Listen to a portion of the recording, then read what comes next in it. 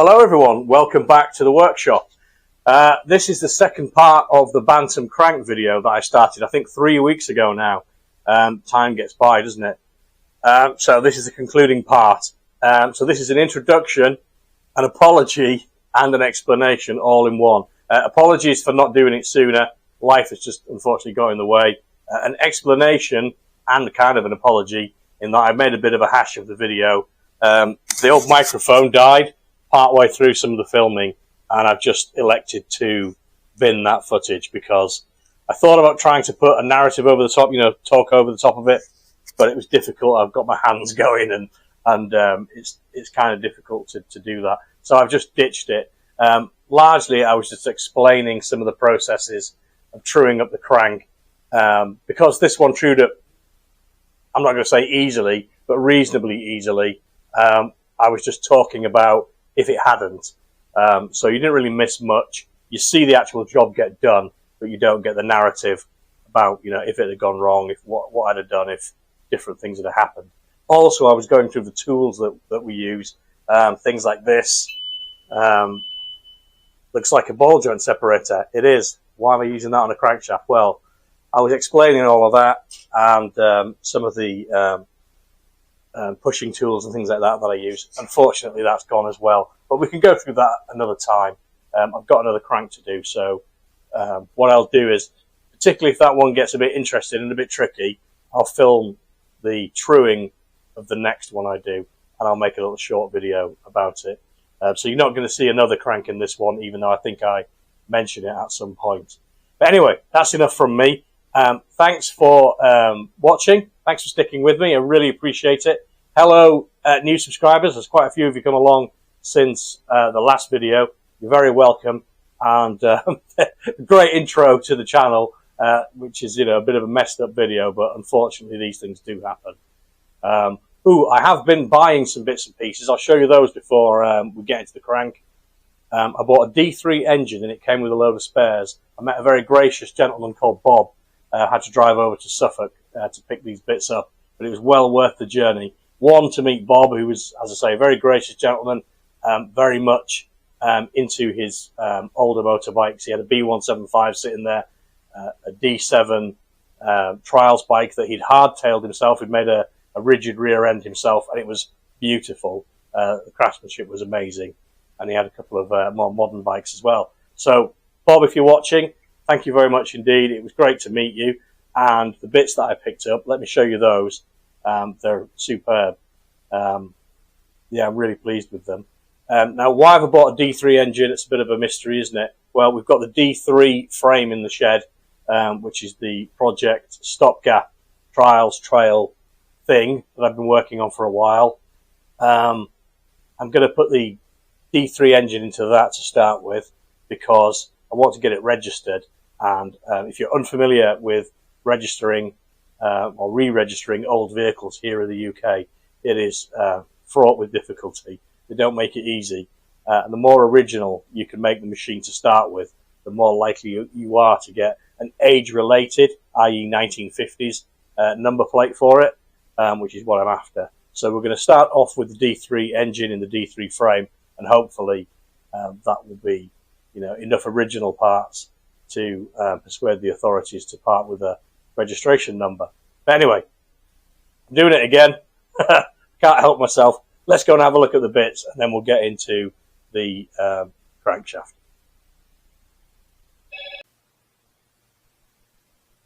Right, here's a selection of the spares that I picked up from Bob yesterday over in Suffolk. This isn't all of the parts. This is just a selection. We've got 3 sets of matched crankcases, all very nice. This is a particularly nice set. It's been blasted and cleaned, ready for use. I think Bob must have been going to build an engine, potentially for a trials bike, using this.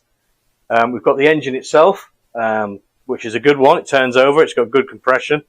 We've got the carburetor, and it came with one of Michelle's engine repair kits. I don't know how long he's had this, but he was obviously planning to go through the engine and refresh it. But I believe it is a runner, but we've got an engine repair kit as well, just in case it needs it. We've got a crankshaft. We've got 3 cylinder barrels. We've got a piston. This is a plus 60, 150cc plus 60 piston, which I believe one of the barrels is ready to accept. I may be wrong, but I think that is the case. That's a Hepalite piston. So we've got that. We've got some heads and other bits and pieces. So yeah, really well worth the journey over to Suffolk. I think it was about a 300-mile round trip in total, which not too bad at all, really. Even the M25 was kind to me. So what can you say? It must have been a good day. And the sun shone for some of it. We did have some hail and some rain and some other bits of horrible weather, but the sun did shine, particularly when I got to Suffolk. So you can't complain, can you, when the sun's shining? But anyway, thanks, Bob. I really appreciate it, and it was great to meet you. And yeah, what can I say? I'm very happy. Right, we best get on and have a look at this crankshaft and see what we can do with it. Right, when I left you in the previous video, we were about to go back in the blocks, and I'd just been messing around with the old copper hammer, getting my my guide marks lined up so that we were somewhere near to true on the crank. We've had new shafts and we've had it all apart, so it's not going to be perfect, but it gets you somewhere near. It gets you in the zone. And I don't know if you recall me saying that because I'd buffed this up to get the rust and sort of dirt off of it. There wasn't a lot of rust on it. It was just a bit of staining, really. The guide marks, that looks like it could be a guide mark, but it isn't. That's not one of my marks, at least. Yeah, they're a bit faint, but I've managed it. I managed to get them pretty much lined up. But you can see that we've got some work to do, because this shaft's having a bit of a wobble and this flywheel's having a bit of a wobble. The shaft's just visibly slightly off. So we need to get the clocks on and do some reading. So let's do that. Let's make sure that these shafts are clean. It should be, they're brand new, but you know, they pick up dust and debris in the workshop. So I use the keyway just as I mean, you can watch the clock and see where you are to get it centralized. The keyway gives you a rough, it's not moving there, so we'll go with that for center, and then we'll do the same on this side. Again, keyway gives you a rough ballpark kind of thing. Oops, helps if you don't wiggle it around all over the place. Out there, I think. My favourite trick is when I go to click the magnets on the mag stands, I knock them off. Yeah. So don't be like me and do that. Right, now we need to find the low points on the crank. So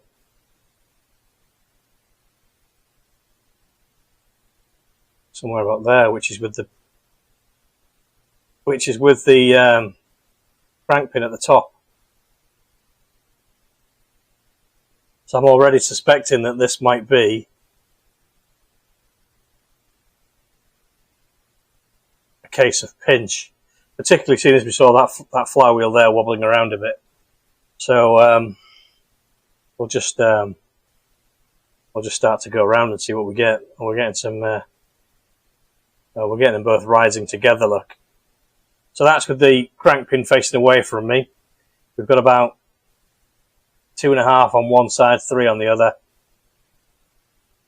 Push it to what would be bottom dead center. We've got 7 and 3.5. Yeah, that's our high spot. That's our high spot right there, directly at bottom dead center. So it should start to fall as we come back towards us. And it is doing. I'm back to 0. So we have got at bottom dead center, we've got a pinch here. because what's happening is these shafts are up like that. I mean, that's an exaggeration, obviously, but they're up like that, and we need to widen the gap here. So I think what we'll do to start with is just put it in the vise and pinch it at the opposite position in the vise, because it might not be, you know, it might not be by that much actually, but we'll give that a go first, and if that doesn't work, then we'll have to go in there and spread these apart. So I'm going to go and do that now. I'm going to go and just pinch it in the vise. In fact, I'll move the camera and let you see that, because if it works, then it's a win, isn't it? And if it doesn't, then, you know, we've got other things that we can do. So I'll slip the bearings off, keep them in order. I like to keep everything the same, so that you're not introducing anything into the equation. You're always measuring exactly the same. So let's just give this a little pinch in the vise.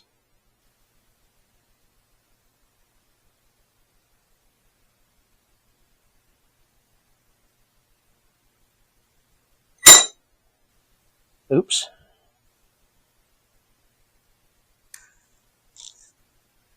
They were being a bit squarer than that, Dean. There we go. Now I can see that moving apart. I can see it spreading here. So you never know. If we're really, really lucky, that might be enough. Did you see me chock the crank on the bench there? I grabbed the bearing and chocked it. If you put a crankshaft on a bench and turn your back on it, it'll be on the floor within fractions of a second. I don't know how they do it. Tweedy will testify to this. He knows well. I don't know how they do it. If I put that all the way at the back of the bench and didn't chock it or didn't do something to stop it moving, it'd be over there as soon as I turned my back. I don't know how it does it, but it does. So there you go.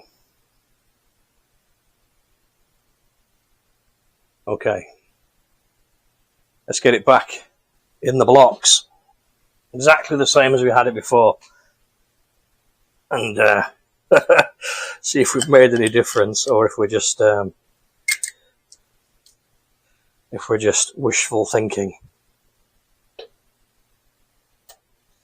Right, make sure the blocks are nice and square, because just doing that with your blocks, just twisting them a little bit, you can put a couple of thou into it quite easily.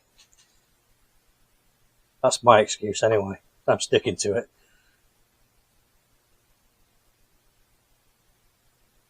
These should pretty much go back to zero when you get them in the same place. It has done. A little bit under. We can fix that.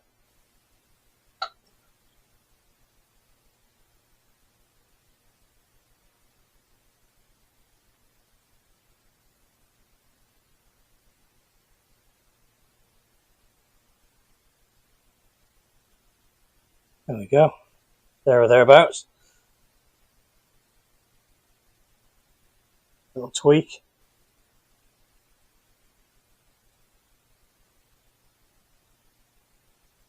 Okay. So let's see if we've made any difference. We'll go exactly the same way. Okay, so we've got 2 thou, 2.5 thou, 2 thou.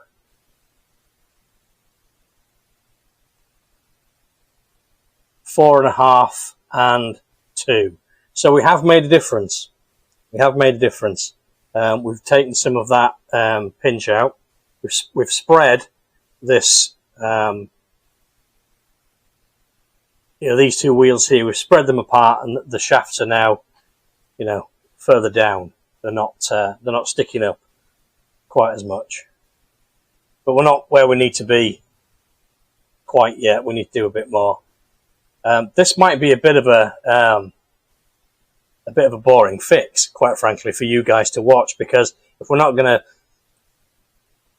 skewed at all, which I'm not saying we're not skewed, we might be. Once we get the pinch out, we might find that we we start picking up other readings. But if it's within tolerance, I'll be leaving it.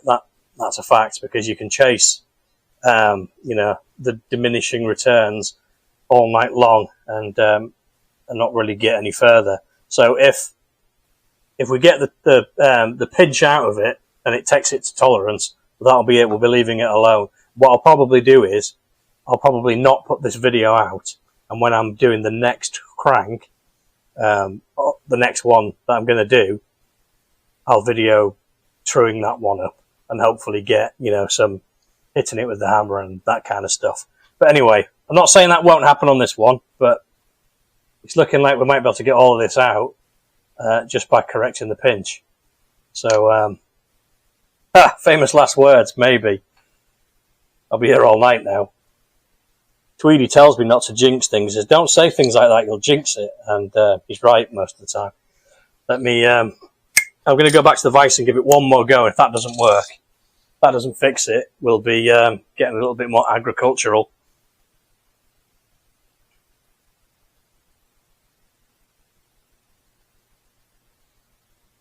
Oops.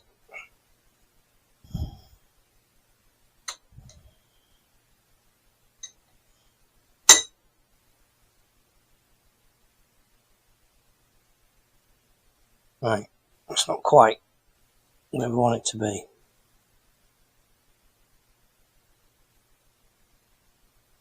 About there, I think.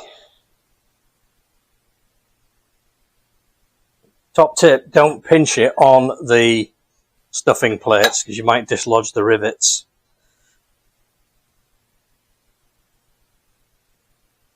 And that would be a very bad day out.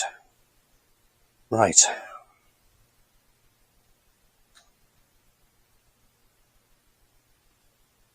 How's the camera battery doing? Not great, but, well, we should be alright.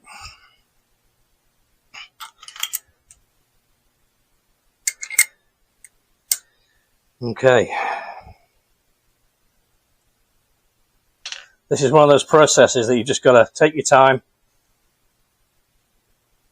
and just, you know, look at your readings. That's looking better already. That one's still a bit on the wibble wobble though, to be fair. Let's see where we are.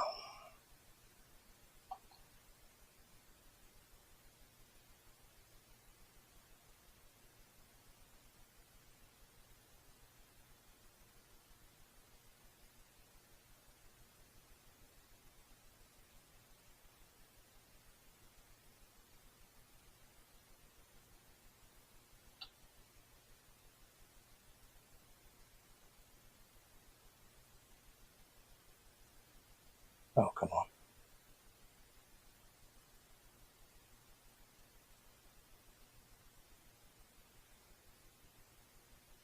Okay. What did I tell you? What did I tell you? Got a hand like a foot. Right, okay.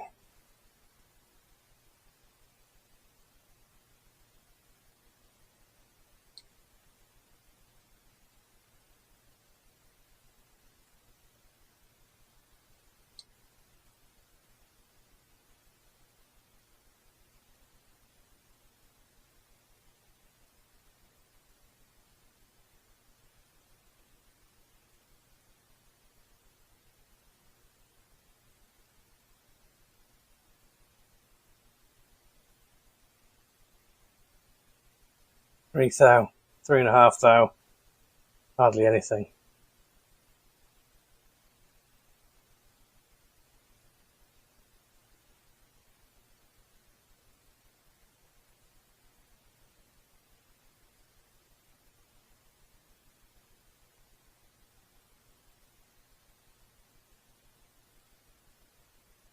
Yeah, 3.5 thou, half a thou.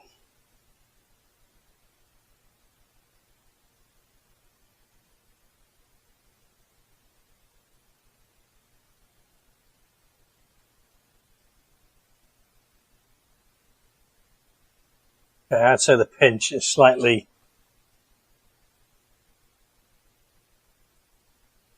moved. That's our high point there, right there.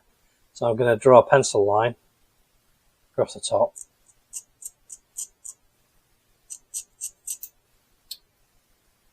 Across the top. And I'm going to go back to the vise, and I'm going to work opposite that mark there. So I will bring you back. Hey guys, that was it. Look what we got. Half a thou on the drive side. Are we right in the middle there? We're not. We're a little bit off. Let's adjust the clock so that we're right where we need to be. Where's the low point? Oh, come on, Dean. There we go. Yeah, about half a thou still. And we've got about 2 thou. Yeah, 2 thou and a badger's nadger on the other side. So I think that's as far as we're going to go with this one. So it was just a case of lining up my guide marks.